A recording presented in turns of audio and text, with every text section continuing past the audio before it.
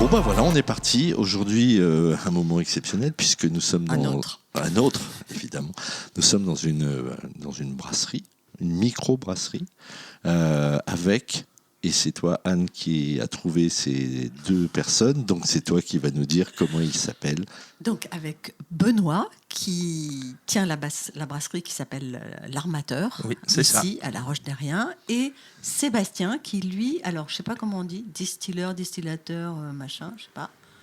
T'as le droit de parler. Distillateur. Ouais. Ouais. Distillateur, voilà, donc il fabrique plutôt des alcools plus forts. Un petit peu. Oui, ok, bah, c'est super. Et là, je dis ça à tout le monde, il est 10h du matin, on va rien goûter. On va attendre la fin de, voilà, au moins la fin. de la captation.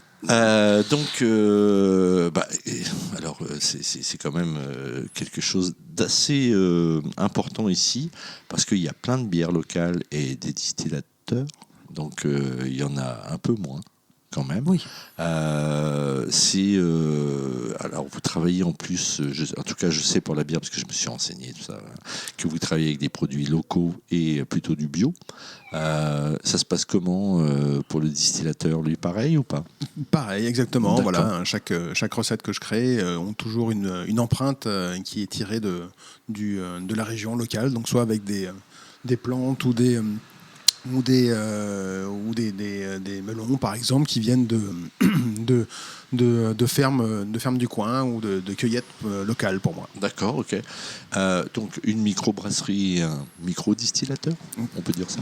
Tu dis microbrasserie, c'est Oui, ça? une microbrasserie Ah oui. artisanale. D'accord. Ah non, mais je me suis vraiment renseigné. Je vois bien, tu mais vois. je voulais être sûr. C'est un sujet qui me touche. Comment on en arrive là? Comment on en arrive là? À La Roche? Comment on arrive à La Roche-Derrien à fabriquer de la bière? Comment tu es arrivé là? Alors moi, à la base, j'ai un parcours professionnel un peu pas linéaire. J'ai fait 12 ans en tant qu'instit, un professeur des écoles. Avant, j'étais administrateur de compagnie de théâtre à Lille. Et j'étais pas du tout dans le coin, mais je suis marié à une Bretonne. Et voilà, les Bretonnes reviennent très souvent sur les lieux du crime. Exactement. Donc, on est arrivé ici, et puis moi, j'ai pas eu ma mutation, et puis ça faisait à peu près 10 ans que je brassais en amateur. D'abord sur du 5 litres, et puis au fur et à mesure, on achète un peu de matériel, on fait un peu plus gros, et donc c'était une véritable passion. Et donc je me suis dit, j'arrive dans un endroit que je connais pas, où j'ai pas spécialement de travail, et je me suis dit, je vais lancer ma brasserie, c'est le moment. C'est le moment. Ouais. Et toi? Et moi, pareil, j'ai un parcours un peu sinueux, tout à fait. Donc j'ai fait plein de métiers. Le dernier, en l'occurrence, j'avais une entreprise de développement d'applications mobiles, donc strictement rien à voir avec la distillerie. Mais par contre, c'était la créativité qui me plaisait beaucoup dans ce monde-là et que j'arrive à retrouver au sein de la distillerie, la création de produits, de recettes avec des plantes, comme je disais tout à l'heure, du coin. Et c'est un petit retour aux sources aussi, parce que moi, je suis natif d'ici. Pour le coup, de La Roche-Derrien? De Lannion. De Lannion, ok. Brélévenay, pour être exact. Mais mes grands-parents étaient agriculteurs du côté de Tré-les-Vernes, et moi, en souvenir d'enfance, j'avais le bouilleur ambulant, le bouilleur de cru qui venait à la ferme pour faire le calva. À l'époque, on avait le droit, donc c'était des vrais souvenirs d'enfance avec quand on est petit, on n'a pas le droit de s'approcher de l'alambic, et puis qu'est-ce qu'on fait quand on est gamin? On s'approche et puis on goûte forcément, ce qu'il faut surtout pas faire. Donc on le fait tous en étant enfant, et puis le soir on est malade, mais c'est pas grave, tous les ans on y retourne parce que c'était un moment festif, magique. Donc j'avais envie de retrouver un petit peu un travail avec des choses palpables, plutôt que de l'immatériel de l'internet. D'accord. D'accord. Et alors donc vous concevez vos gammes, je sais pas comment on appelle ça, enfin vos gammes, ouais. Il a fallu apprendre donc ça vraiment. Toi en tant que distillateur, ça c'est quelque chose que tu as. Enfin, comment t'as fait pour apprendre? T'as été sur YouTube et regardé des tutos ou... Il y a pas mal de recherches personnelles en effet, mais il y a aussi des formations qui se font auprès d'autres distillateurs. Donc moi j'ai été me former auprès d'un autre distillateur qui était du côté de la presqu'île de Crozon. Et j'ai aussi été accompagné par une autre distillerie du coin, la distillerie Armoric Whisky, la distillerie Waregem, qui est à Lannion, qui m'a accompagné lors de mon lancement, voilà, pour créer mes premières Accompagné, mais recettes. ça veut dire quoi? Pour quelle raison? C'est-à-dire Ils que accompagnent. ils m'ont aidé à me lancer. C'est-à-dire que plutôt que d'acheter tout le matériel dans un premier temps, qui est quand même voilà. Ah oui, c'est une sorte de tutorat, quoi. un Voilà, peu. ils Ils t'ont le- prêté des trucs. Un business angel. Voilà, ils m'ont accompagné justement comme ça en me permettant de profiter de leurs locaux pendant le temps que je crée ma recette. Bon, ils le font pas pour tout le monde, hein, quoi. Donc c'était vraiment j'ai trouvé que c'était noble de leur part de me permettre de me lancer dans ce domaine-là en étant basé à quelques kilomètres d'eux. Voilà, même si on joue pas dans la même cour. Vous n'êtes pas en concurrence? Non, pas en concurrence directe, mais c'était quand même assez Bah oui. voilà, on trouve rarement C'est élégant. élégant. Voilà, je crois que c'est le mot tout à fait de la part de David Roussier, le dirigeant de cette distillerie, qui m'a vraiment mis le pied à l'étrier et qui m'a permis, voilà, après, au bout de 9 mois, de pouvoir créer mon propre. Et toi, Benoît, comment ça s'est passé? Eh ben, moi, c'est pendant 10 ans de tests. À la maison? À la maison, en essayant... en fait, il y a une telle diversité dans le monde de la bière qu'on peut jouer avec les levures, avec les maltes, avec les houblons, avec les épices. En fait, il y a tellement de choses... Enfin, il y a plein de styles à aller explorer.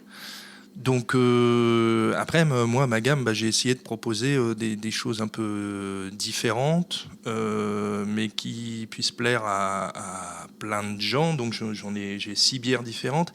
Et puis après, je fais des brassins éphémères. Juste là, Quoi? Des brassins. Un brassin, c'est en fait quand on brasse une bière. Quand on fait une bière, ça s'appelle un brassin. Donc, Éphémère, alors? Oui, éphémère, c'est... on peut essayer de faire une bière de Noël, voilà. Ou sinon, là, j'ai fait une bière acidulée au poivre de Sichuan, mais je sais très bien que je pourrais pas la reproduire. Peut-être même pas la reproduire, parce qu'on dit c'est facile de faire une bonne bière, c'est très difficile de refaire une bonne bière. Oui, et je pourrais pas tout le temps proposer toutes les bières, et puis ce serait moins drôle aussi. Parce que c'est quand même ça qui est un peu l'âme du métier. C'est essayer de trouver quelque chose qui est sympa, qui est original, mais qui puisse plaire, enfin qui soit pas trop original. Ou alors si c'est trop original, on en fait juste 200 litres. Et puis ce sera juste pour les beer geeks. Pour les beer geeks. Et alors du coup, toi, quand tu fais au Sichuan, oui. Tu fais d'abord 5 litres juste pour tester, ou bien tu pars sur 200 litres, allez on y va quoi. Je pars sur 200 litres. Ah ouais. Parce qu'en fait, comme ça prend 5-6 heures, après les fondamentaux, je les connais. Je sais à peu près quel malt va donner quoi. Après, il y a là, pendant les 10 ans en amateur, il y a une grosse communauté de brasseurs amateurs. Donc, ils sont très, très dynamiques et il y en a plein qui ont testé plein de trucs. Donc, sur Internet, il y a des forums. Donc, on peut un peu se renseigner, se dire quel grammage je peux mettre dans de ce type d'épices. Et puis après, on ajuste. Après, on fait confiance au goût. On regarde la fermentation, comment ça part. Est-ce qu'il faut que je rajoute un peu plus? Enfin, voilà. Donc, il faut inventer la recette, quoi, finalement, comme en cuisine. Mais alors, c'est pareil pour le distillateur? Oui, pareil. On va y arriver à la fin. Distillateur, moi aussi. Oui, non, c'est pareil. Pour la création de recettes, on a des éléments, quand on veut avoir, par exemple, une appellation de gin, on a quelques éléments obligatoires à mettre dedans. Donc, pour l'occurrence, c'est une appellation. Voilà, pour le gin, pour le pastis, pour le rhum, il y a des obligations à respecter. Tu fais les 3? Oui, je fais les 3, ouais. Tu fais pas de whisky? Je fais pas de whisky encore. Peut-être qu'un jour ça viendra, mais le whisky, ça demande un peu plus, encore d'autres investissements. Ah oui. Puisque voilà, il faut, pour avoir l'appellation de whisky, c'est 3 ans de vieillissement minimum en fût de chêne, donc il faut avoir du stockage et donc il faut pouvoir se permettre aussi de stocker des produits pendant 3 ans et attendre patiemment. Donc voilà. Mais par contre, pour le reste, voilà, pour le gin, il faut avoir de la baie de genièvre. Donc c'est l'élément essentiel qu'on doit ressentir dans le gin. Donc après, il faut aller chercher d'autres éléments pour pouvoir apporter augmenter la palette aromatique et gustative qui est infinie dans le monde du gin, par exemple. Donc, on peut s'amuser avec plein de plantes. Donc, une recette de gin, quand je fais des ateliers de création à la distillerie, les gens s'amusent justement à créer leurs propres recettes et c'est ça qui est super amusant parce qu'à la fin, ils repartent avec leur petit bébé, leur production, 20 centilitres. Et comme je leur dis, c'est comme nos enfants, quoi. On sait que c'est pas parfait, mais on est quand même fiers de le présenter. Hein. J'adore la remarque. Ma fille aussi, il aime bien celle-là. mais voilà, le principal, c'est d'associer des éléments qui nous plaisent. Et puis à la fin, ça fait quelque chose qui va nous plaire. Donc on va prendre... en général, pour créer une recette de gin, on considère qu'il faut entre 6 mois et 1 an. De tests, d'itérations successives pour arriver à l'équilibre. On teste donc à grand coup de 20 centilitres Alors on teste à grand coup de... Alors il y a plusieurs étapes pareil lors de la distillation, puisqu'on va pouvoir jouer sur le nombre de... quel type de plante on va mettre, pour savoir ce qu'on recherche comme tarte de saveur, pour avoir des notes de tête, de cœur, de fond.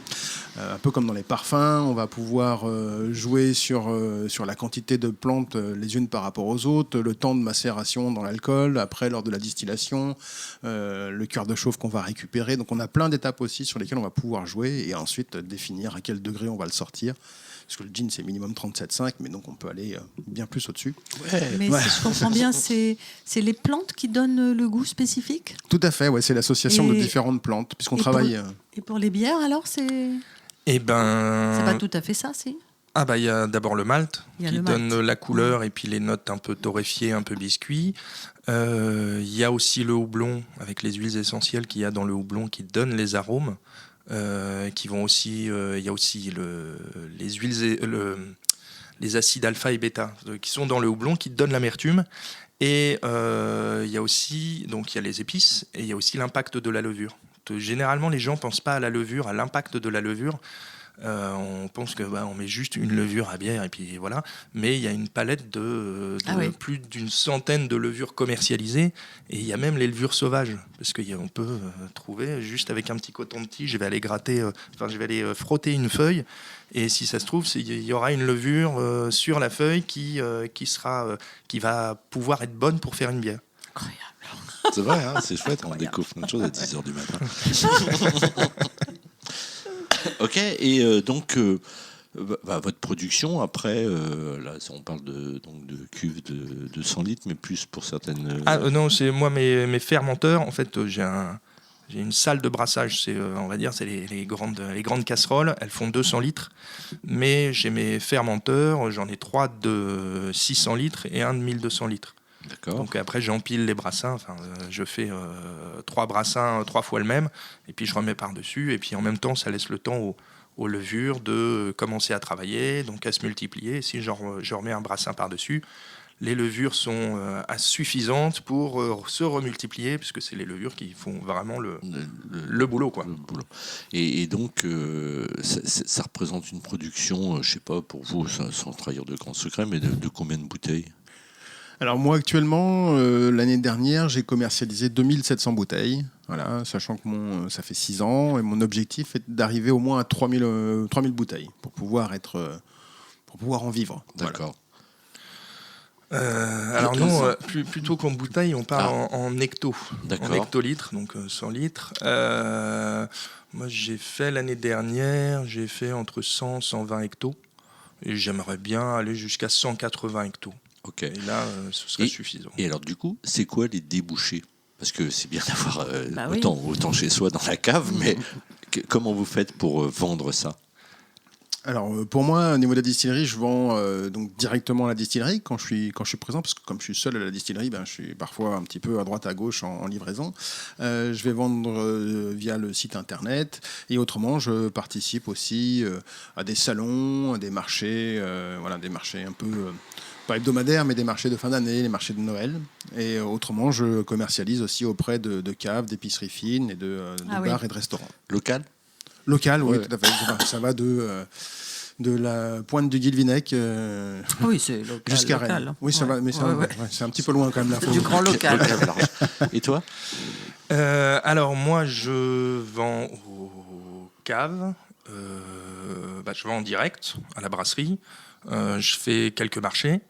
Je vends aussi en bouteille au restaurant et puis au bar, je vends en bouteille et un peu en fût, mais le marché n'est pas totalement ouvert puisqu'il y a Les grands brasseurs. Voilà, les distributeurs qui ont des contrats brasseurs avec les petits bars. Qui payent les pubs sur les.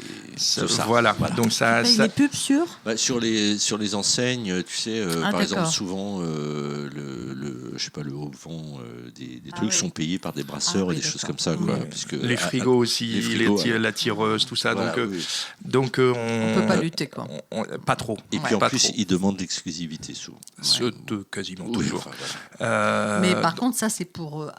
Comment ça s'appelle là À la tireuse. À la tireuse, Oui, voilà. à la tireuse. Après, à la bouteille, À la oui, bouteille, mais ça va encore. la principale consommation dans les bars se fait à la tireuse. Ah bon. Oui. D'accord. Bon, après, j'arrive à rentrer dans les restaurants aussi, parce que comme j'ai une offre un peu originale et qui sort un peu de la bière blonde classique, ça intéresse les restaurateurs, puisqu'ils y trouvent aussi des associations en fait. J'ai quelques bars à huîtres aussi qui me prennent en saison, quoi, qui prennent quelques.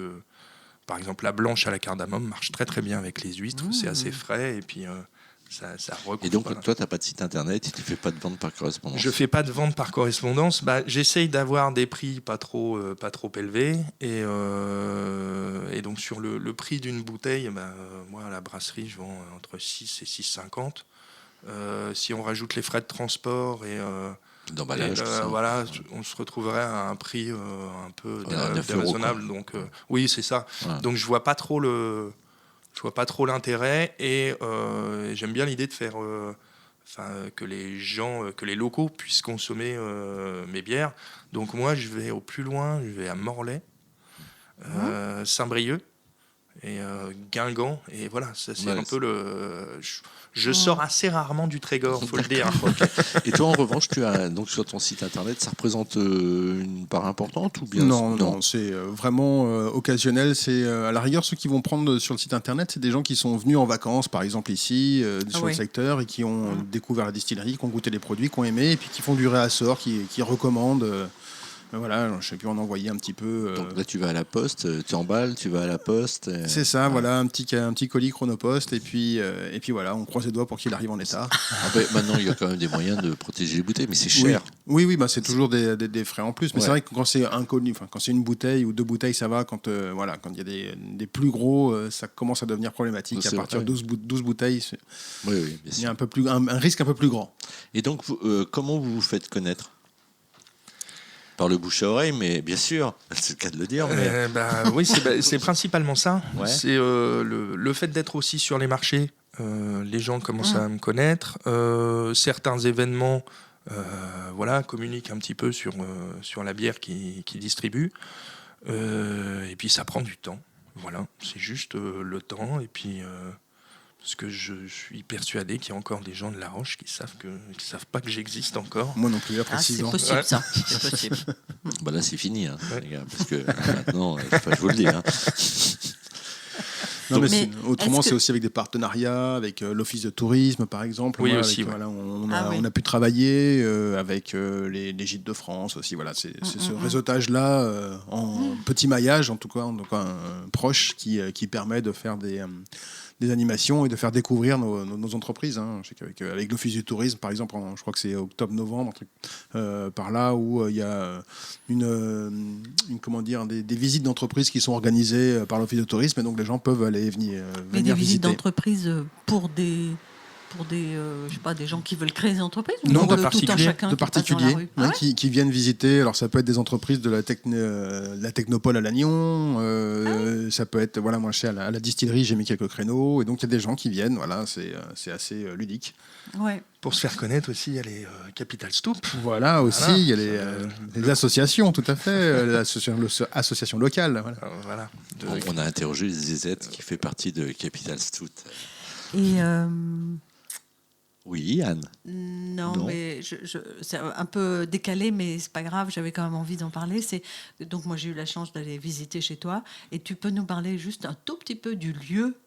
Parce que quand même c'est vraiment particulier. Ici c'est une ancienne la quincaillerie. Une ancienne quincaillerie. Donc ici le brasseur est dans l'ancienne quincaillerie, qui est très jolie, il y a un carrelage Génial.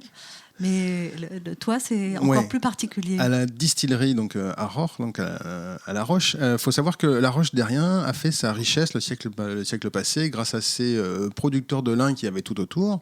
C'est pour ça, du coup, le nom de Capital Stoup, c'est aussi la capitale du lin, et aussi par rapport à ses négociants vin et cidre qu'il y avait.